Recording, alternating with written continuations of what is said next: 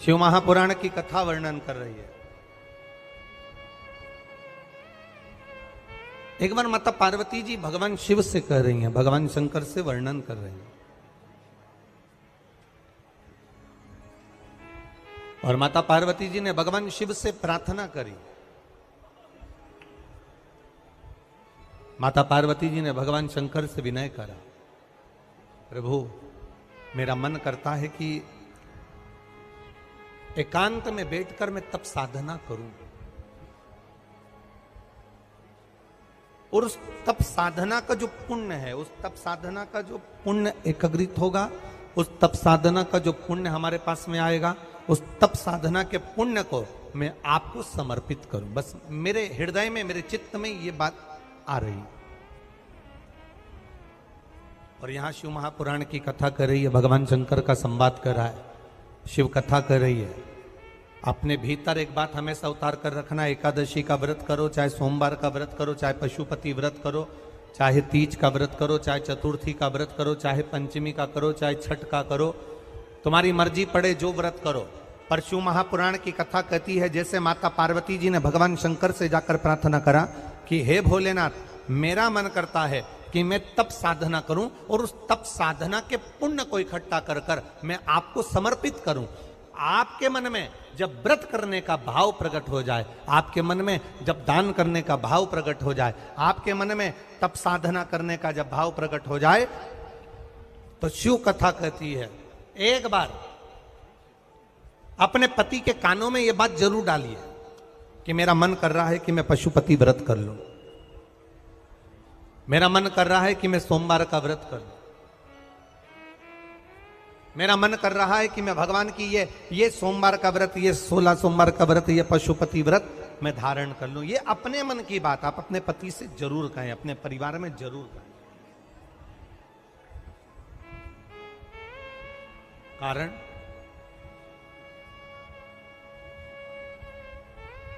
शिव महापुराण की कथा कहती है आपका किया गया उपवास,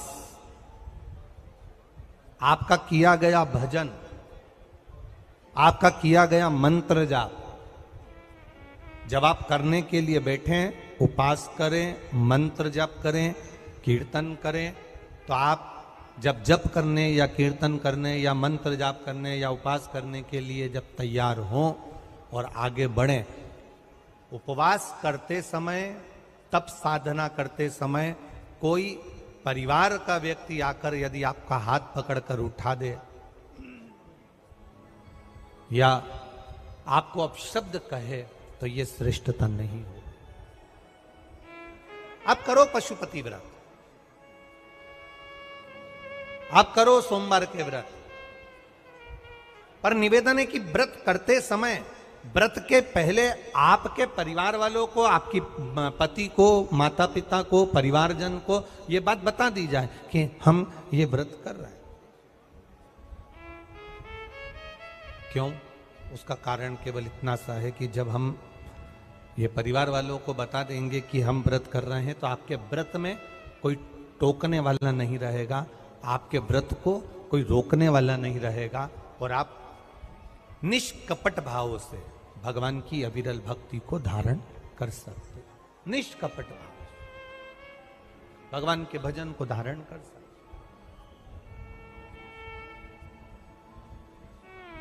कितना सुंदर वर्णन किया गया है महामृत्युंजय मंत्र का। यदि हम किसी ब्राह्मण से अनुष्ठान करवा रहे हैं, महामृत्युंजय मंत्र का यदि हम किसी ब्राह्मण से अनुष्ठान करवा रहे हैं, शिव महापुराण की कथा कहती है अनुष्ठान पत्नी करवा रही है या पति करवा रहा है, सास करवा रही है या ससुर करवा रहा है, घर का जेठ करवा रहा है या जेठानी करवा रही है, शिव महापुराण की कथा कहती है जितने लोग आपके घर में रह रहे हैं, जितने लोगों के साथ आप 24 घंटे घर के अंदर रह रहे हैं, जब हम पशुपति व्रत करें या महामृत्युंजय का अनुष्ठान किसी ब्राह्मण से करवा रहे हैं या मंदिर में हम अनुष्ठान करवा रहे हैं, तो भी हमारे चित्तवृत्ति से हमारे परिवार वालों को ये मालूम होना चाहिए कि मैंने उन ब्राह्मण के द्वारा अपने परिवार के हित के लिए, अपने बुजुर्ग के हित के लिए, अपने घर के हित के लिए मैंने महामृत्युंजय का अनुष्ठान करवाया है। उसका पुण्य 4 गुना बढ़ता है, जिससे घर के लोगों में कोई विस्मयता उत्पन्न ना हो।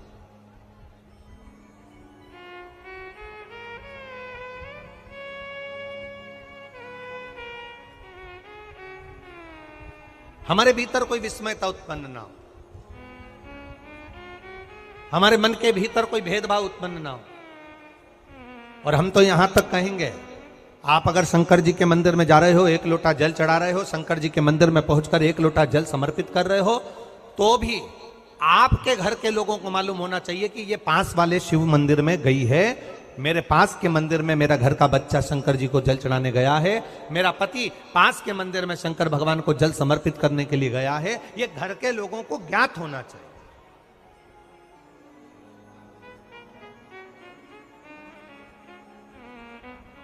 घर के लोगों को ये मालूम होना चाहिए कि ये पास के मंदिर में मेरी धर्म पत्नी गई है, पास के मंदिर में मेरे माता पिता गए, पास के मंदिर में मेरे परिवार के लोग हैं। ये आपकी चित्तवृत्ति में और परिवार की चित्तवृत्ति में ये बात रहना चाहिए, छुपा कर नहीं जाना।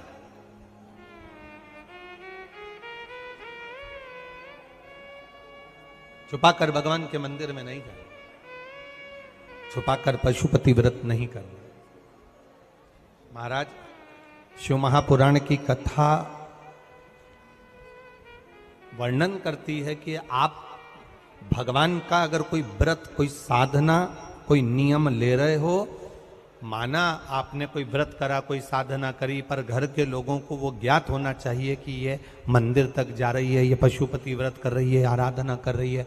आज माता पार्वती जी ने शिव जी के सम्मुख में ये बात कह दी कि मैं एकांत में जाकर भगवान का तप करना चाहती हूं और एकांत में बैठकर तप करना चाहती हूं, और उस तप का जो पुण्य है वो आपको देना चाहती हूं। शंकर भगवान ने तुरंत माता पार्वती जी से कहा, सुनो जगत जननी, सुनो जगदम्बा, सुनो पार्वती, आप तप करो, मना नहीं है, आप साधना करो, मना नहीं है, आप आराधना करो, मना नहीं है, और आप सोचो कि आपकी करी गई तप साधना का पुण्य आप मुझे दे दो, तो भगवान तुरंत कहते हैं, पार्वती जी मुझे आपके तप साधना का पुण्य नहीं चाहिए, आप अपना पुण्य अपने पास में रखो, हमें आपका पुण्य नहीं चाहिए। अभी तक जितनी शिव महापुराण की कथा हुई, उस कथा में आज तक ये बात नहीं निकली जो आज आप लोगों के बीच में इस भोपाल नरेला विधानसभा में जो कथा चल रही है, इसमें ये कहना चाह रहे हैं। बड़ा ध्यान लगाकर सुनना। आप अगर 5 महीने तक, 6 महीने तक, 3 महीने तक, 2 महीने तक, 15 दिन, 20 दिन, 1 महीना, 1 साल, 2 साल, 8 साल, 4 साल अगर आपने शंकर भगवान को जल चढ़ाया है, तो शिव महापुराण की कथा यहां तक कहती है कि आपके घर में अगर कोई व्यक्ति बहुत दयनीय स्थिति में पड़ा हुआ है, हॉस्पिटल में पड़ा हुआ है, कोई तकलीफ में पड़ा हुआ है, कोई कष्ट में पड़ा हुआ है,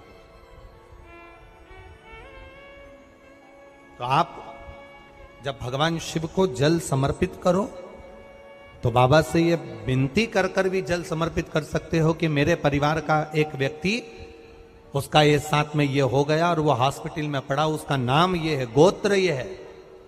बाबा, हमने जो तप साधना करी है, हमने जो इतने महीने तक आपको जल समर्पित करा है, हमने जो बेलपत्र समर्पित करी है, मेरे बाबा आज स्वीकार करना, और जो हॉस्पिटल में पड़ा है, जो कर्जे में लदालूम पड़ा है, जो तकलीफ भोग रहा है, ऐसी कृपा करना बाबा कि मेरे 2 महीने जो मैंने जल चढ़ाया है, उस चढ़ाए गए जल का पुण्य मैं उसके खाते में देती हूं और उसको ठीक कर देना।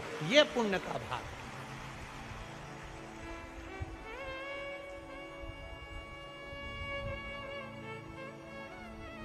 ये पुण्य का भाग है। आप अपना पुण्य भी किसी जीव के कल्याण हेतु दे सकते। अब किसी ने एक बार ये कथा सुनी और कथा सुनकर कहा, महाराज जी आप कहते हो कि शंकर जी पे चढ़े हुए जल का पुण्य भी हम किसी को दे सकते हैं क्या? शंकर जी को चढ़े हुए जल का पुण्य क्या किसी को दिया जा सकता है? क्यों नहीं दे सकते? क्यों प्रदान नहीं कर सकते? ग्रहण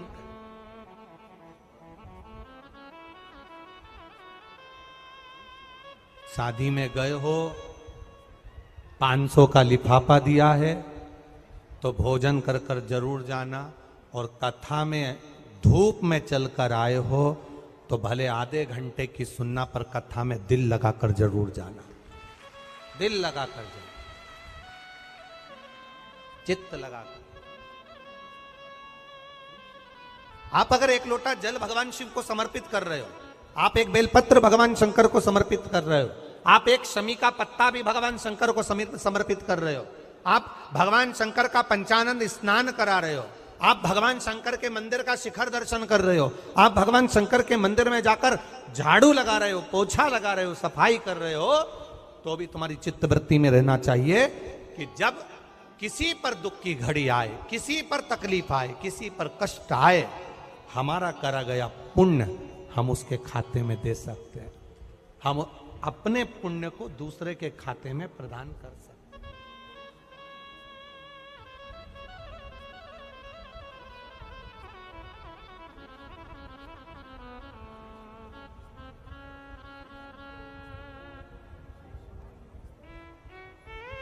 बेलपत्र जरा ध्यान देना हो, ये बेलपत्र जो होता है,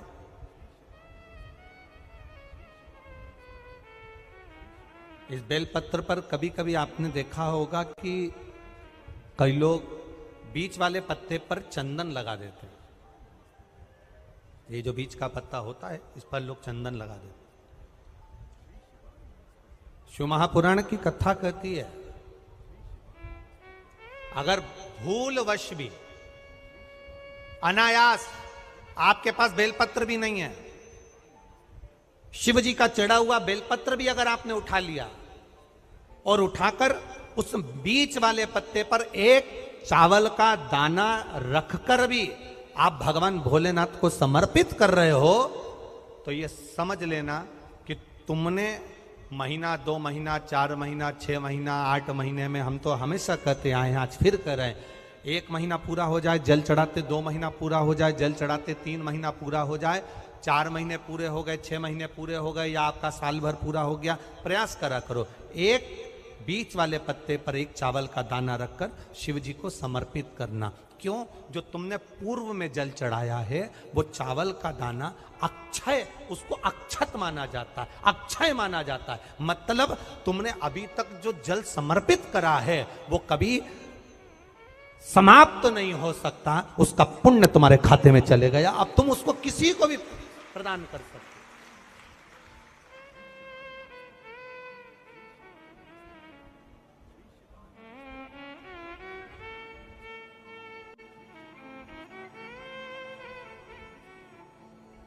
बहन भाई को तिलक करती है रक्षाबंधन पर, माथे पर तिलक लगाने के बाद में चावल लगाती कि नहीं लगाती? बोलो, जम के बोलो जरा। लगाती है? बोलते जाओ जरा। लगाती है, ठीक है। मंदिर में आप पूजन कर रहे हो, घर में कोई अनुष्ठान कर रहे हो, पंडित जी तुम्हारे मस्तक पर तिलक करते हैं तो चावल लगाते कि नहीं लगाते? बोलो बोलो, जम के बोलो। लगाते। तुम्हारे घर में शादी ब्याह होता है तो तिलक करा जाता है तो चावल लगाया जाता कि नहीं लगाया जाता? लगाया जाता। सब समय पर चावल, मस्तक पर कंकु का तिलक, चंदन का तिलक, जो भी तिलक तुम्हारे मस्तक पर लगा है, कोई अगर लगाएगा शुभ कार्य में तो चावल जरूर लगाएगा। बस एक कार्य ऐसा होता है जिस समय पर मस्तक पर तिलक करा जाता है पर चावल नहीं लगाया जाता।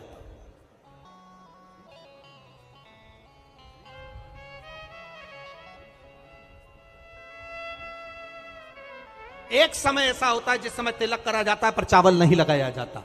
चावल का मतलब है अक्षय, मतलब बार बार भगवान ऐसा मौका लाए, बार बार भगवान ऐसी कृपा करे कि तुम ऐसा अनुष्ठान करते रहो, पुण्य करते रहो, सत्कर्म करते रहो, 16 सोमवार के व्रत करते रहो, चतुर्थी के व्रत करते रहो, तुम छठ की पूजन करते रहो, तीज का व्रत करते रहो, सोमवार का व्रत करते रहो, तुम्हारे घर में हमेशा ऐसे शुभ कार्य होते रहें। केवल अक्षय अक्षत एक जगह पर नहीं लगाया जाता। कब नहीं लगाते अक्षत को? मस्तक पर तिलक करते समय अक्षत कब नहीं लगाया जाता? केवल एक समय पर। कब?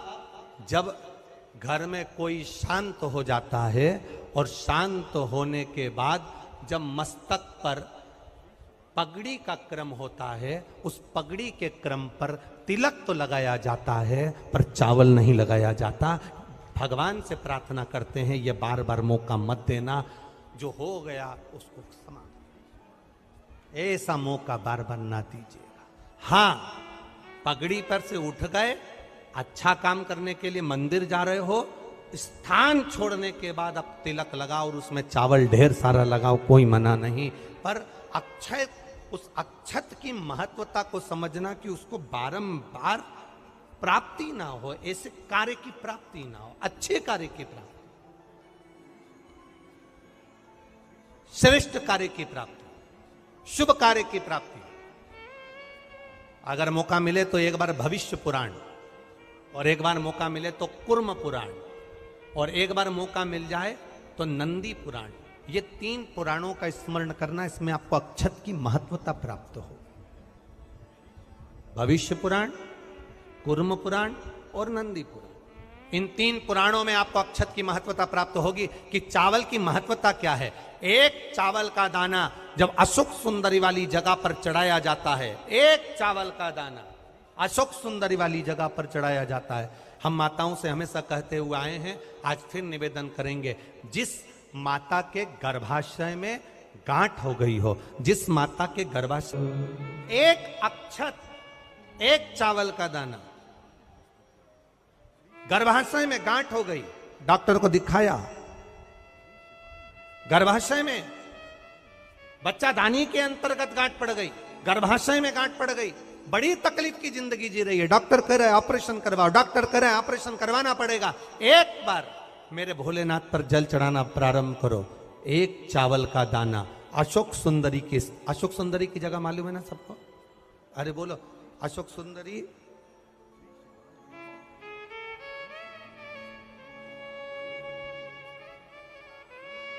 जैसे ये शिवलिंग, ये जलाधारी गोल माता पार्वती जी का हस्त कमल, यहां से जो जल बहता है, इधर गणेश जी का सीधे हाथ पर स्थान, इधर कार्तिकेय जी का स्थान, बीच में मोटी सी एक लाइन होती है शिवलिंग के सामने, वो अशोक सुंदरी का स्थान। कई बार वहां सांप बना होता है, कई बार अशोक सुंदरी का स्थान बना होता है। ये शिवलिंग, पार्वती जी का हस्त कमल, गणेश जी का स्थान, षडानंद कार्तिकेय जी का स्थान, बीच में अशोक सुंदरी का स्थान, ऊपर से जो बूंद बूंद पानी गिर रहा है वो शंकर भगवान की 5 लड़कियां, जया, विषहरा, शामरीबारी, दौतली और देव, ये शंकर जी की 5 बेटियां ऊपर से जल गिरा रही। तो अशोक सुंदरी वाली जो स्थान होता है, जब आपके गर्भाशय में या शरीर में पुरुष हो, स्त्री हो, जिसके पूरे शरीर में कहीं पर भी गांठ पड़ गई हो और गल ना रही हो, एक चावल का दाना अशोक सुंदरी वाली जगह पर चढ़ाना प्रारंभ करो, शिव जी पे जल चढ़ाना प्रारंभ करो, उस जल का आचमन करना प्रारंभ करिए। आप 3 महीना, 4 महीना, 5 महीना करते रहो, उसके बाद जांच जरूर करवाना हॉस्पिटल में जाकर कि गांठ गली कि ना गली। पर विश्वास रखो, भरोसो दृढ़ इन चरणन कैरो, श्री वल्लभ नक चंद्र छटाबिन सब जग माही अंधेरो। भरोसा मूर्ण होना चाहिए, भरोसा मूल हो। हमारा अगर विश्वास नहीं है तो फिर भगवान भी नहीं है। मानो तो मैं गंगा मां हूं, ना मानो तो बहता पानी। आपका अगर भरोसा कहता है कि मैंने जल चढ़ाया और मेरा महादेव सुनेगा, आपने सोच लिया कि मेरा महादेव सुनेगा, तो महादेव सुनेगा। और आपने अंदाजा लगा, कई लड़कियां जब शादी करती हैं तो पहले से गलत सोच बनाकर आती हैं कि सास तो डेंजर होती है। कईयों के मन में भाव आता है सास बुरी होती है, सास अपशब्द कहती है, सास गाली देती है।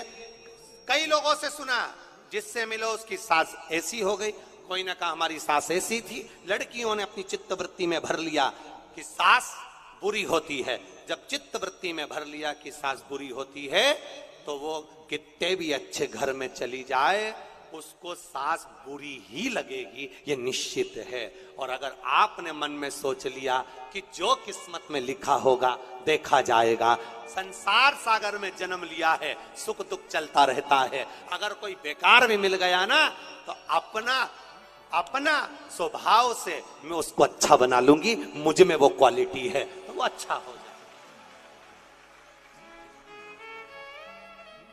आप पहले से विचार कर लीजिए।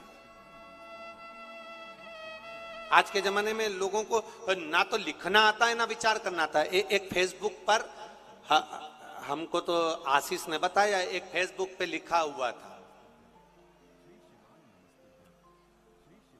एक फेसबुक पर किसी ने लिखा था, आज पुत्र रत्न की प्राप्ति हुई, सभी मित्रों का आभार। क्या लिखा था फेसबुक पे? अरे बोलो तो जम के, आज मेरे घर पुत्र रत्न की प्राप्ति हुई, सभी मित्रों का आभार। अब मित्रों का आभार क्यों दे रहा है? पुत्र तेरा है कि मित्रों का है?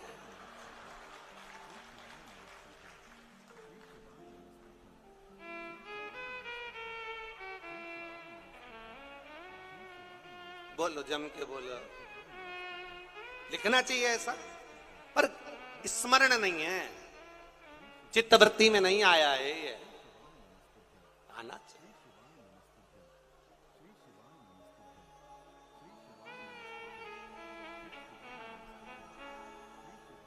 चित्तवृत्ति में आना चाहिए। आप क्या कर रहे हो, आप क्या प्रदान कर रहे हो, क्या लिख रहे हो, क्या बोल रहे हो, आपकी चिदानंद वृत्ति में यह आना चाहिए कि आप क्या कर रहे हो। आज मेरे यहां पुत्र रत्न की प्राप्ति हुई, सारे मित्रों का क्या लिखा है तुमने, क्या प्रदान किया तुमने, विचार करो।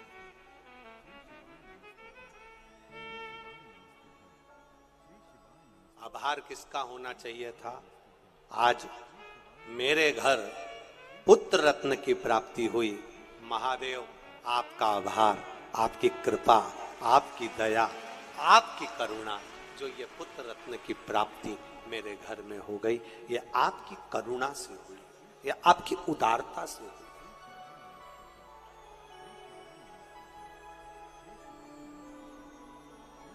ये आपकी करुणा है, ये आपकी उदारता है।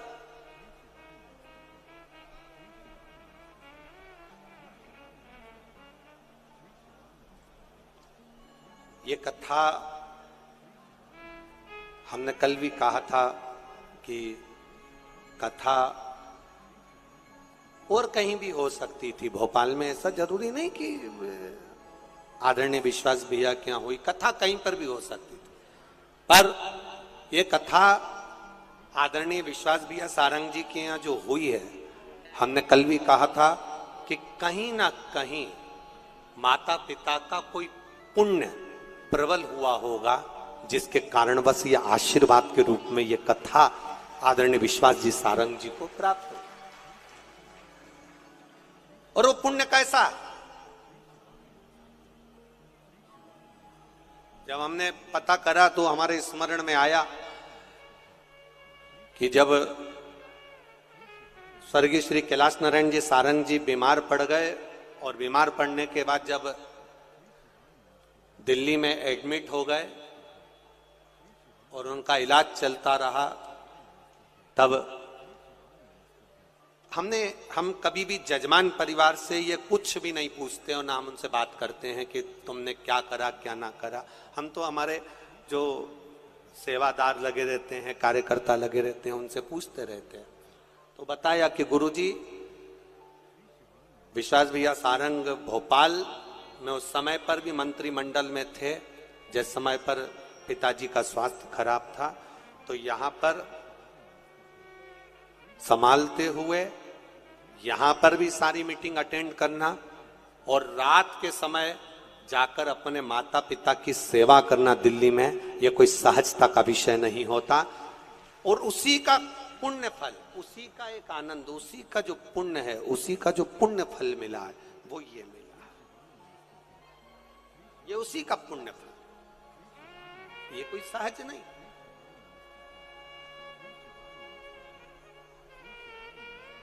इतनी शिव महापुराण की कथा करी, पूरे भारत में करते रहते हैं, पर पहली शिव महापुराण की कथा ऐसी हुई है जिसमें रेलवे स्टेशन पर भी भक्तों को लाने के लिए बस लगाई गई। उसके लिए विश्वास भैया सारंग जी को बहुत बहुत साधुवाद। आज तक जितनी कथा हुई उस किसी कथा में कहीं पर भी रेलवे स्टेशन से कथा स्थल तक लाने के लिए भक्तों के लिए बस नहीं लगी, पर पहली कथा ऐसी थी जिसमें भोपाल के रेलवे स्टेशन से भक्तों को यहां तक लाने के लिए बसों को निशुल्क चलाया गया। एक बार जोरदार ताली बजा, बहुत बहुत साधुवाद, बहुत बहुत साधुवाद।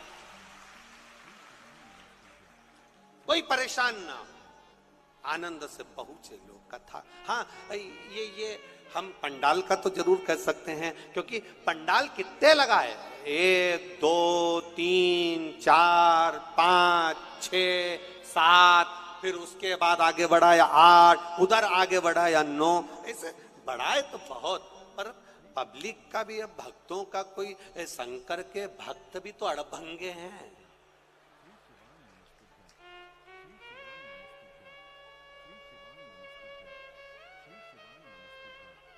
और मेरा विश्वास कहता है जितने पुलिस के कर्मचारी लगे हैं ना, ये भी टेंशन में होंगे, ये आ कहां से रहे जो लगे होंगे ना, वो भी थोड़ा सा टेंशन में होंगे कि आखिर ये कहां से आ रहे हैं, समझ में ही नहीं आता। और हर कहीं आके हर कहीं बैठ जाते हैं, जहां मर्जी पड़े वहां। कल बोल रहे थे भैया, कहने लगे गुरुजी आपके ये भक्त सुनते बिल्कुल नहीं है। हमने पूछा क्या नहीं सुनते? कहीं गुरुजी जो बैठ गया, हम उनसे कह रहे कि भंडारा चल रहा है भोजन कर लो, भंडारा चल रहा है भोजन कर लो, तो माताएं कहती है हमें मालूम है, हम नहीं जाएंगे। हमने कहा मां क्यों नहीं जाओगी? तो कहे चले गए और दूसरा आके फंस गया तो हम नहीं जाएंगे। ये भोजन करने भी ना जाए गुरुजी, हजारों लोगों का रोज भोजन बनता है, हजारों लोगों का, लाखों लोगों का रोज भोजन बन रहा, पर जाए।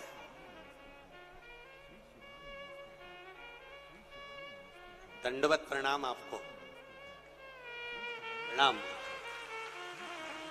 आपकी अविरल भक्ति को नमन करता हूं, आपकी श्रद्धा को नमन करता हूं, आपके विश्वास को नमन करता हूं। दंडवत, बहुत बहुत साधु। एक चावल का दाना अशुक सुंदरी वाली जगह पर समर्पित कर कर शिव पर चढ़ाया गया जल हमारे जीवन की सार्थकता दे जाता। पार्वती मैया तप करने जा रही है, पार्वती मैया तप साधना में डूबने के लिए जा रही है। शिव जी से कह रही है मैं अपना पुण्य आपको देना चाहती हूँ, मैं अपना पुण्य आपको समर्पित करना चाहती हूँ। आप इस पुण्य को प्राप्त करना, इस पुण्य को ले लें, आप इस पुण्य को ले लीजिए, मैं आपको पुण्य देना चाहती हूँ। ये आवाज यहाँ के बढ़ा। पार्वती जी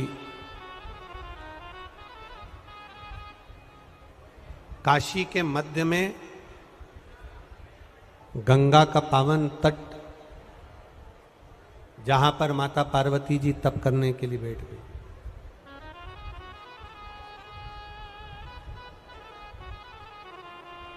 एक नील नाम का दैत्य, जिसका नाम था नील नाम का दैत्य, और नील नाम का जो दैत्य था वो उसने ब्रह्मा जी से वर प्राप्त कर लिया था कि वो रूप बदल सकता था।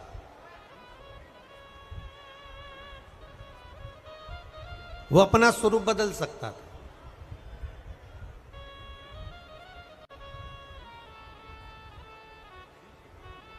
अपने स्वरूप को बदलकर कहीं पर भी जा सकता था।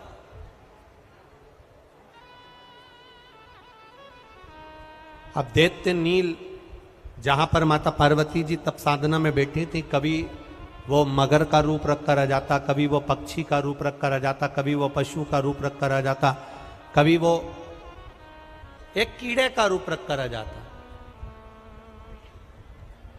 अब नील दैत्य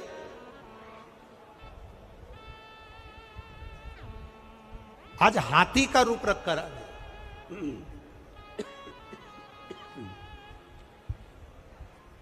और हाथी का रूप रखकर जब नील दैत्य आया, हाथी का रूप रखकर जब नील दैत्य पहुंचा, तो उसने माता पार्वती जी के चरण कमल को पकड़कर तब साधना से हिलाना चाहिए।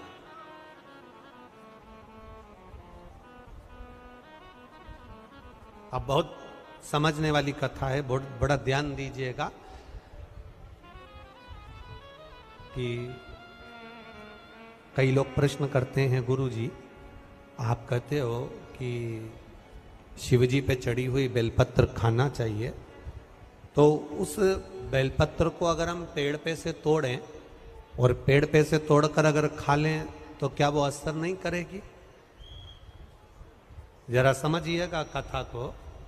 अगर हम पेड़ पे से बेलपत्र तोड़ लें, वृक्ष पे से बेलपत्र तोड़ लें और वृक्ष पे से बेलपत्र तोड़ने के बाद अगर हम खा लें तो क्या वो असर नहीं करेगी? हम कहते हैं आप मेडिकल पे से गोली ले सिर दर्द की और खा लो। आप मेडिकल पे से पेट दर्द की गोली लो, खा लो, मना नहीं है। पर 2 दिन 3 दिन, एक दिन आपका सिर दर्द बंद हो गया, 2 दिन सिर दर्द बंद हो गया, एक दिन तुम्हारा पेट दर्द बंद हो गया और वापिस पेट दुखने लगा, वापिस सिर में दर्द होने लगा, तो बोलो डॉक्टर के पास जाओगे कि नहीं जाओगे? अरे बोलो, जम के बोलो जरा, जाओगे ना? फिर डॉक्टर जो दवाई लिखेगा वो खाओगे कि नहीं खाओगे? खाओगे ना। मतलब डॉक्टर की दवाई पर सील लग गई, अब दवाई तुम खाओगे तो वो असर करना प्रारंभ करेगी। अब बार बार ना सिर दर्द होगा ना पेट दर्द होगा। आप ले दवाई, आपने मेडिकल पे से ली, खा ली, आज बंद हो गया पेट दर्द, आज बंद हो गया सिर दर्द, आज बंद हो गया हाथ में दर्द, फिर वापस 15 दिन बाद आ गया, फिर 8 दिन बाद आ गया। पर मेरे देव अधिदेव महादेव को जो बेलपत्र चढ़ाकर हम खाते हैं वो शिवजी का स्पर्श हो जाती है, और शिवलिंग का अगर स्पर्श हो गई तो वो बेलपत्र नहीं रहती, वो शंकर की औषधि बन जाती है जो हमारा कल्याण कर दे। वो औषधि बन गई, और जब वो औषधि बन गई तो हमारा कल्याण निश्चित है। ये आवाज यहां की खोलो, अंदर की नहीं खुल रही है। वो औषधि बन गई, औषधि हमारे कल्याणप्रद है, औषधि हमारे लिए है। तेरी कृपा बिना न हिले एक भी अणु, लेते हैं श्वास तेरी कृपा से तनु तनु। हे गंगाधार मुक्ति द्वार ओमकार तू। ये कोई साधारण शिव नहीं है, उसकी अविरल भक्ति जब हमारे हृदय में विराजमान होती है तो हमें सुख का अनुभव करा देती है, हमें आनंद का अनुभव करा देती है। शिव कथा कर, शिव महापुराण कर। रोग बहुत बड़ा है शरीर में, रोग बहुत बढ़ गया है शरीर में, रोग बहुत बड़ा हो गया है शरीर में। मान लो हो भी गया, टेंशन नहीं, दुख आ गया ना, चिंता नहीं, रोग बड़ा हो गया ना, चिंता नहीं, तकलीफ आ गई ना, चिंता नहीं। क्यों चिंता नहीं? क्योंकि सारी समस्या का हल एक लोटा चल, दुख आ गया कोई बात नहीं, समस्या आ गई कोई बात नहीं, तकलीफ आ गई कोई बात नहीं, शिव स्तुति करी। शंकर भगवान के मंदिर जाना, बोलो जम के, चालू कर दो। शिव के द्वार जाना चालू कर दो। किसी ढोंग और प्रपंच में मत जाओ।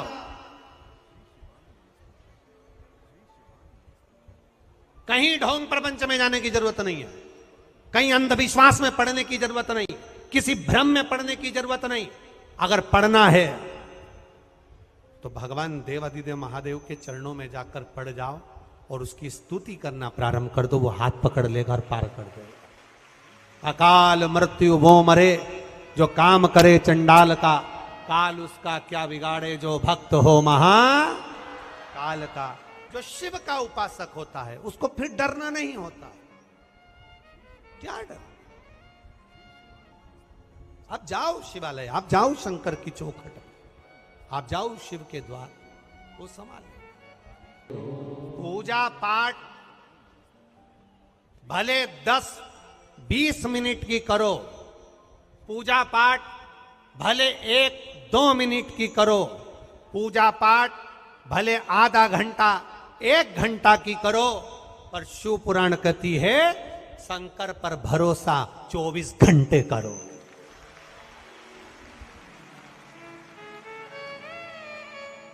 पूजा पाठ आधे घंटे की करो चलेगा, आराधना आधे घंटे की करोगे चलेगा, 15 मिनट की पूजन पाठ करोगे चलेगा, पर विश्वास भरोसा 24 घंटे मेरे महादेव का करते रहना, वो मुझे संभाल लेगा। जब गिरूंगा तब मेरे सामने रहे। ब्रह्मा ब्रह्मलोक में रहते हैं, भगवान विष्णु वैकुंठ लोक में रहते हैं, इंद्र इंद्रलोक में रहते हैं, पर मेरा महादेव, मेरा काल अधिपति, मेरा शंकर, मेरा ओघड़दानी, मेरा शिव इस पृथ्वी पर मृत्यु लोक में रहता है। तुरंत आ जाता है, तुरंत पुकारा। 3 मित्र आपस में भिड़ लिए, लड़ लिए, 3 आपस में लड़ लिए। एक कहता है राम बड़ा, एक कहता है कृष्ण बड़ा, एक कहता है शिव बड़ा। एक संत ने कहा राम कृष्ण शिव सब एक हैं, इनको बड़ा और छोटा मत करो। पर तीनों, एक राम की आराधना करता है, कृष्ण की आराधना करता है, शंकर की आराधना करता है, तीनों भिड़ गए, शांति नहीं हो रहा है। संत समझा रहे शांत हो जाओ, तीनों बराबर हैं, राम भी एक बराबर के, कृष्ण भी एक बराबर के, शिव भी एक बराबर के, नारायण ब्रह्मा सब हमारे 33 कोटि सनातन धर्म के देवता सब एक हैं, उसमें कोई भेद नहीं है। पर आपस में भिड़ लिए। जंगल में गए, तीनों ने विचार करा, हम हमारे देवता को बुलाते हैं, देखें आते कि नहीं आते, कौन पहले आता है बस देखते हैं। बुलाया, मेरे राम जी, राजा राम जी, हे मेरे राम राजा, पधारो राजा राम, पधारो राजा राम। राम जी महाराज। दूसरे ने पुकारा, हे द्वारिकाधीश, हे मेरे कृष्ण, हे द्वारिका के नाथ, पधारो प्रभु। और तीसरा जो शंकर का उपासक था, एकदम भोला, जमीन पे से उठाया कंकर, हाथ में धरा शंकर और बोला भोले। जो बोला भोले, सामने खड़े थे शंकर। थोड़ी देर बाद राम जी आ गए, थोड़ी देर बाद कृष्ण जी आ गए। दोनों ने कहा, राम जी मैं इतनी देर से बुला रहा था, आप नहीं आए? राम जी बोले, तूने कहा हे अयोध्या के राजा राम पधारो। राम जी कहते हैं, तूने बोला अयोध्या के राजा राम पधारो, तूने राजा राम कहा। राज्य का जब राजा आता है तो ऐसे गाड़ी उठा के नहीं आ जाता है, पूरी प्रजा, राजसी ठाट, हाथी, घोड़े, पालकी सबको लेकर चलना पड़ता है, इसलिए मुझे आने में देरी हो गई। दूसरा बोला, भगवान कृष्ण से प्रभु आप अब आए, इतनी लेट? भगवान बोले, तूने कहा द्वारिका के नाथ पधारो, द्वारिकाधीश पधारो, द्वारका के राजा पधारो। राजा आता है तो थोड़ा राजसी ठाट से आता है, तो इसके शंकर जी इतनी जल्दी कैसे आ गए? तो के वो तो फ्री, एकदम फ्री, ना तो वो राजा है, ना वो कोई स्थान का अधिपति है, वो तो घट घट में वास करने वाला कंकर में शंकर है। जब पुकारो तब सामने, जब बुलाओ तब आओ, जब बोलो तब तुम्हारे साथ। मेरे बाबा ए दीनानाथ, तो चुप हो जा, पहले इनकी सुन लो।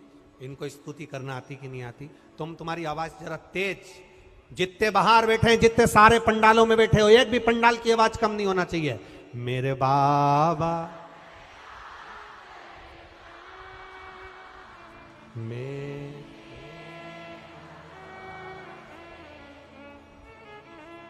भोले बाबा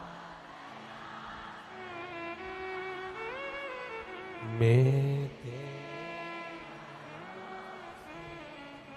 ना घर के ना परिवार के, मेरे बाबा दयाल में तेरे।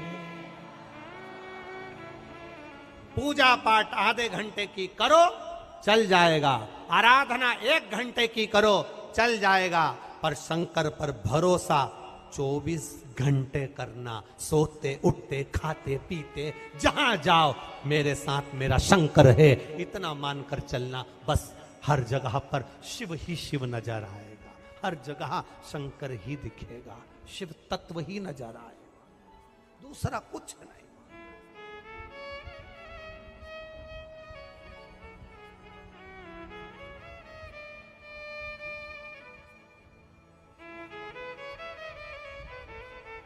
शिव को पाना सरल है, शंकर को पाना सबसे सरल, सारी समस्या का हल। अब इतना ये मेरा निवेदन है, जितने मीडिया के लोग यहां बैठे हैं उनसे भी निवेदन है, और जितने शंकर भगवान पर विश्वास नहीं करते वो भी यहां बैठे हैं। एक एक पत्र में मोबाइल नंबर, एड्रेस सब लिखा है, और बाबा ने जिसको दिया उसके यहाँ पत्रों का ढेर लगा हुआ है। मेरा ये पत्र आप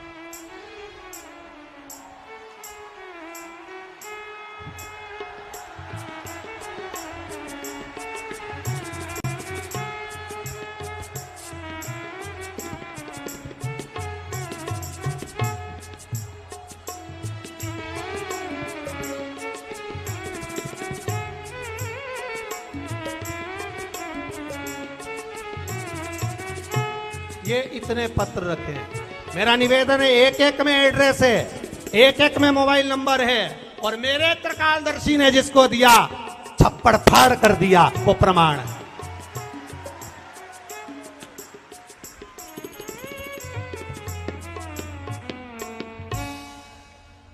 देवता देते हैं पल्ला झाड़ कर, और मेरा महाकाल देता है छप्पर फाड़ कर। वो कम नहीं देता, उसका देने का तरीका अलग है, उसका प्रदान करने का तरीका अलग है।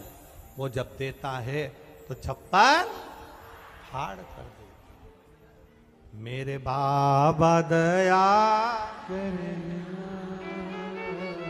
मैं तेरे भरोसे हूं। उसके भरोसे रहिए, उसकी प्रबल जब दृढ़ता आपके भीतर जागृत हो जाएगी, आपको लगेगा मेरा शंकर मेरे साथ चल रहा है, फिर कोई चिंता नहीं, फिर कोई टेंशन नहीं, फिर कोई टेंशन, क्या चिंता। आज कोई कह रहा था सुबेरे कि गुरुजी हमारे यहां पर कोई तकलीफ आती है तो हम विश्वास भैया को फोन कर देते हैं। हमने कहा विश्वास भैया का नंबर तुमको मिल गया क्या? कि विश्वास सारंग जी का नंबर चलता रहता है जो फोन कर देते। अरे गुरुजी, वो विश्वास भैया सारंग हर साल पूरे नरेला विधानसभा की जितनी माताएं सबसे राखी बनवाते हैं, तो सबसे उनका संबंध है बहन भाई का। अब बहन भाई का संबंध है तो वो हमारा भाई लगा, तो हम तो हर कभी फोन कर देते हैं, वो हमारा फोन भी उठा लेते हैं। हमने कहा भैया गजब की बात है ये, तो वो सुनते बिल्कुल बोल दो और काम हो जाए, तो इससे बढ़कर सुख और क्या चाहिए।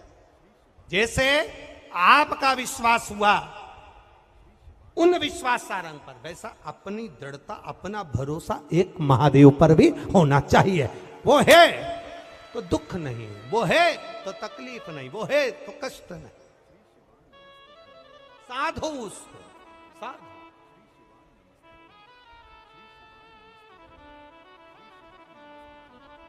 अब दैत्य नील, मेरा दैत्य नील जिसने मां पार्वती जी का चरण पकड़ लिया, और चरण पकड़ा तो उनकी समाधि को डोला रहा, उनकी तप साधना को हिला रहा, तप साधना को हिला रहा।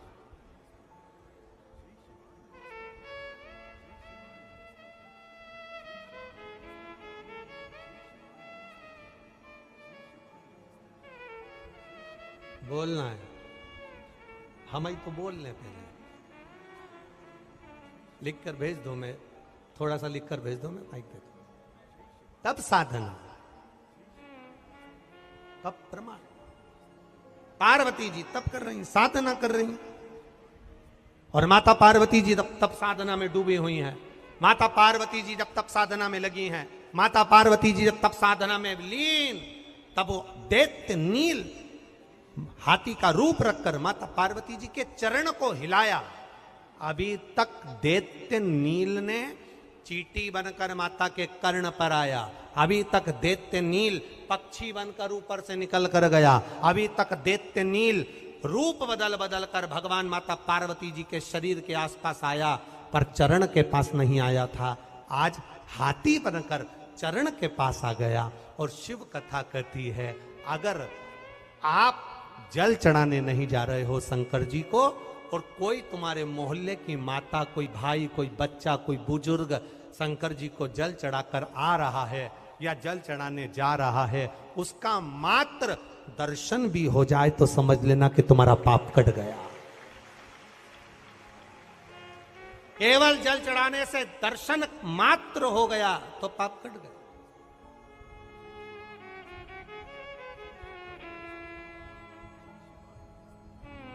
दर्शन कर कर आ रहे हो। चलो जाने तो, एक बहुत अच्छी बात आपको कहना चाहते हैं। पुराने समय का नियम निकालो, जब कोई तीर्थ कर कर आता था, ढोल मंजीरा नगाड़े बजाए जाते थे, उसको गले से लगाए जाते थे। तीर्थ कर कर आने वाले व्यक्ति के कपड़ों को 1 हफ्ते तक नहीं धोया जाता था। क्यों नहीं धोते थे? उनका कपड़ा घर में झड़ाते थे, रखते थे, पटकते थे, संभालते थे, यहां रखा वहां रखा। कारण क्या था? हम तीर्थ नहीं गए, पर हमारे घर का व्यक्ति जब तीर्थ कर कर आया है तो वहां की जो रज है, वहां की जो धूल है, वहां की जो माटी है, उस माटी से हमारा भी कल्याण हो जाए, इसलिए उस रज को हमारे यहां रखते हैं। ये भारत की भूमि की कुछ प्रधानता है। अरे विदेश में कोई मरता है तो कह देते हैं डेथ, डेथ हो गया, मर गया, डेड बॉडी, एक्सपायर, मर गया। विदेश में कोई मरता है तो वो डेथ हो जाता है, एक्सपायर हो गया, मर गया। पर भारत की भूमि पर एक बेवड़ा भी मर जाए तो उसके आगे लिखा रहता है स्वर्गवासी। बेवड़ा मरा पर स्वर्गवासी लिखा है। क्यों? क्योंकि यह भारत की भूमि एक ऐसी भूमि है जहां राम कृष्ण का जन्म हुआ, संतों का जन्म हुआ। पवित्र गंगा, यमुना, सरयू, सरस्वती, मंदाकिनी, क्षिप्रा, सरयू, ये सब इस पावन धरा पर बह रही है। इस भूमि पर कोई पापी भी मर जाता है तो वो नरक नहीं जाता, स्वर्ग जाता है, क्योंकि ये पावन धरा है भारत में। स्वर्गवासी। अब पी पी के मर गया, इसके लिए तो लिखना था बेवड़ा।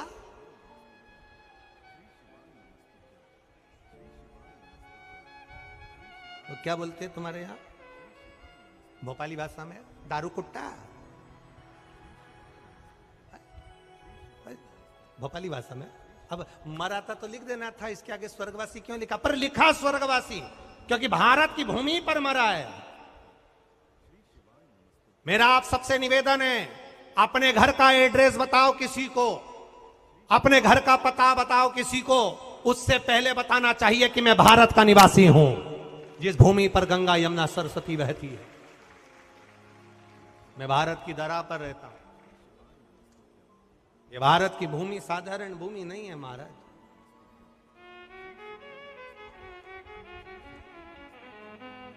चंदन है इस देश की माटी, तपोभूमि हर ग्राम है, हर बाला देवी की प्रतिमा बच्चा बच्चा है, जिसके सैनिक समर भूमि पर गाया करते गीताएं, उसी माटी के हल्के नीचे खेली करती सीता है। ये वो भूमि है जिसका केवल रज का ही मस्तक पर चंदन लगा लिया जाए तो समझ लो कि आपका तिलक हो गया, आप आनंदित हो गए, क्योंकि कंकर में शंकर समाया है। कंकर में शंकर।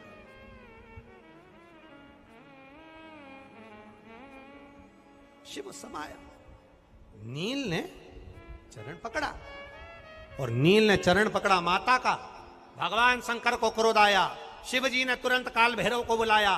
काल भैरव से कहा जा इस नील को समाप्त कर दे। जैसे ही नील दैत्य को समाप्त करने के लिए गए और नील दैत्य को जैसे ही मारने के लिए गए, हाथी के रूप में था, गज के रूप में था, तो उस नील दैत्य ने तुरंत काल भैरव को देखकर हाथ जोड़कर कहा मेरे प्राण छूट जाए मना नहीं है, पर मेरे शरीर की खाल, मेरे शरीर का ये चर्म बाबा से कहना अपने पास में धारण करें। एक समय बाबा ने बागंबर की खाल को नीचे रखकर एक हाथी की खाल को धारण कर लिया, क्योंकि वो नील दैत्य की खाल थी जिसको भगवान ने अपने पास में रखा। शिव जी जब नील दैत्य की खाल को अपने पास में रखे, शंकर भगवान ने कहा ये नील दैत्य में तेरी खाल को ज्यादा अपने पास नहीं रख सकता। नील दैत्य ने कहा एक कृपा जरूर करना, अगर आप मेरी खाल को अपने पास नहीं रख सकते तो आपका कंठ विष पीने के कारण नीला पड़ गया, शरीर मेरी खाल के स्पर्श से नीला पड़ जाए, इससे बढ़कर सुख और क्या हो। आप मेरे थोड़े से रंग को धारण कर लीजिए। दैत्य चित्त वृत्ति लगाओ।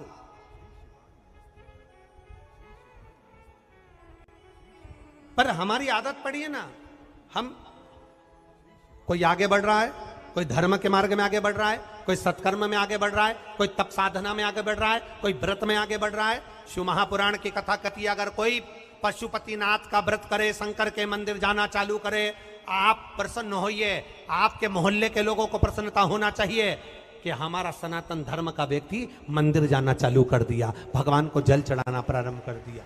आनंद का विषय होना चाहिए। पर होता क्या है, एक गांव के सारे ब्राह्मणों ने सारे गांव के बनियों से, सारे व्यापारियों से कहा कि हमारा मन कर रहा है कि हम तीर्थ करने जाएं।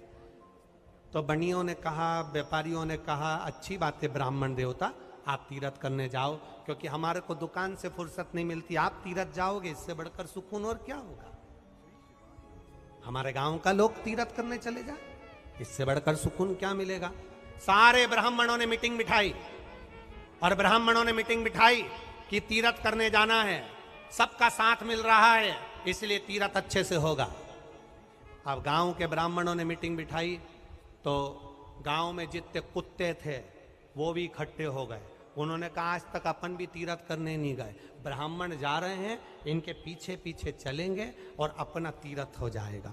झूठन फेंकेंगे, खाएंगे अपना तीरथ हो जाएगा। ब्राह्मणों ने चलते चलते देखा कि कुत्ते पीछे आ रहे हैं, अपने नगर के आ रहे हैं, तो ब्राह्मण जहां खाते वहां पर थोड़ा कुत्तों को भी दे देते। कुत्ते खाते जाते, आगे बढ़ते जाते, तीरथ पूरा हो गया। तीरथ पूरा हुआ, ब्राह्मण वापिस आ गए। नगर के लोग, गांव के लोग ब्राह्मणों से मिलने के लिए आए। ब्राह्मणों से पूछा, साहब तीरथ कैसा रहा? ब्राह्मणों ने कहा, साधुवाद, धन्यवाद, बहुत बहुत साधुवाद, बहुत अच्छा तीरथ हुआ। जहां जाते थे वहां आदर मिलता था, जहां पहुंचते थे सत्कार मिलता था, जहां पहुंचते थे आनंद ही आनंद मिलता था, खूब भरपेट भोजन मिलता था, खूब लोगों ने सेवा करी। अब ब्राह्मणों से जैसे गांव के लोग मिलने के लिए आए, तीरथ होने के बाद गांव के कुत्ते भी, जो कुत्ते तीरथ करने गए थे, उनसे मिलने के लिए आए। कुत्तों ने कुत्तों से पूछा, तुम्हारा तीरथ कैसे रहा? कुत्तों ने कहा, ब्राह्मण चलते थे, भोजन देते थे, हम खाते थे, हर जगह पर हमारा खूब आनंद हुआ, पर दिक्कत केवल एक ही पड़ी रही, जिस गांव में जाते थे वहां के कुत्ते पीछे पड़ जाते थे। दिक्कत एक ही, सब ने साथ दिया पर अपने कुत्तों ने साथ नहीं दिया। कई बार अपनी भी लाइफ में ऐसे कुत्ते हैं जो पीछे पड़ जाते हैं। इसलिए दरवाजे पर लिखा रहता है, कुत्तों से सावधान। लाइफ में भी ऐसा हो। हमने मंदिर जाना चालू करा, हमने भगवान का भजन करना प्रारंभ करा, हमने भक्ति करना प्रारंभ करा, हम भगवान के मंदिर जाना चालू करे, स्मरण करना चालू करा, इतने में कोई हमारा अपना ही होगा जो हमारे ऊपर उंगली उठाएगा। ये चल दी सियोर वाला महाराज की चेली। दूसरे की दम नहीं है जो तुम पर उंगली उठा दे, क्योंकि तुम भी कम नहीं हो, पास में झांसी लगा है। दूसरों की हिम्मत नहीं है कि तुम पर कोई उंगली उठाकर कह दे, तुम पर ताना दे दे, तुम पर कोई हंस दे, तुमको अपशब्द कह दे, तुमको गाली दे दे, मंदिर जाने वाले को कोई अपशब्द कह दे या ताना दे दे। ये दूसरे की सामर्थ्यता नहीं है। हमारे अपने ही कुछ ऐसे होते हैं जो हमको मंदिर जाते हुए देखना पसंद नहीं करते हैं, हमको धर्म की ओर बढ़ते हुए देखना पसंद नहीं करते हैं। इसलिए कुत्तों से बोलो, बोलो, जम के बोलो, सावधान। अपने होंगे जो हमें नहीं बढ़ने देंगे, अपने होंगे जो भजन नहीं करने देंगे, अपने होंगे जो मंदिर तक जाता हुआ देखकर भी हमको शब्द कहेंगे, ताने देंगे, गालियां देंगे, आड़ा टेढ़ा कहेंगे। कोई दूसरे की सामर्थ्यता है ही नहीं। दूसरे की सामर्थ्यता क्या हो?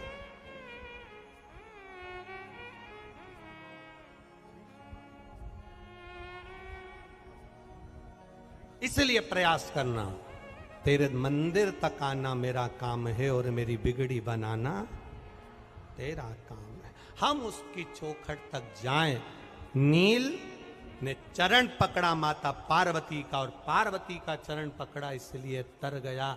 श्रीमद् भागवत में एक चरित्र बड़ा सुंदर आता है, गज और ग्रह की कथा बड़ी सुंदर आती है। हाथी का पांव मगर ने पकड़ लिया,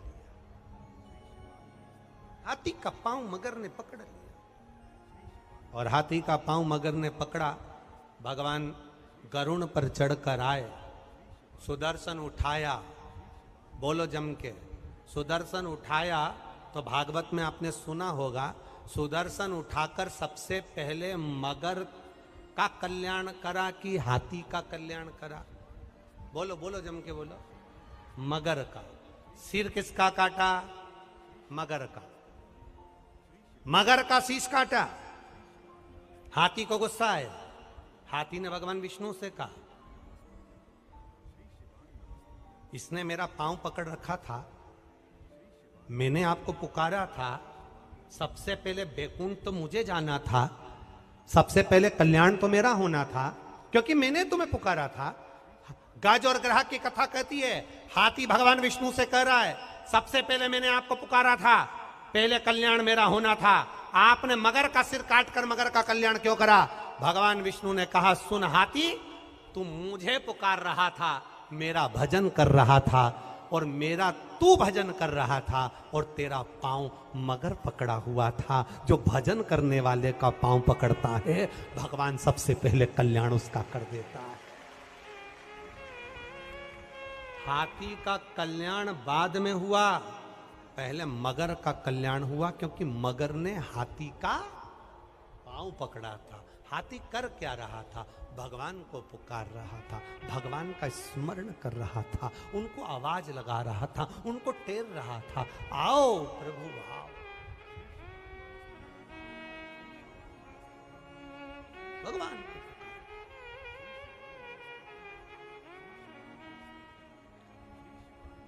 जब मौका लगे उसको पुकार।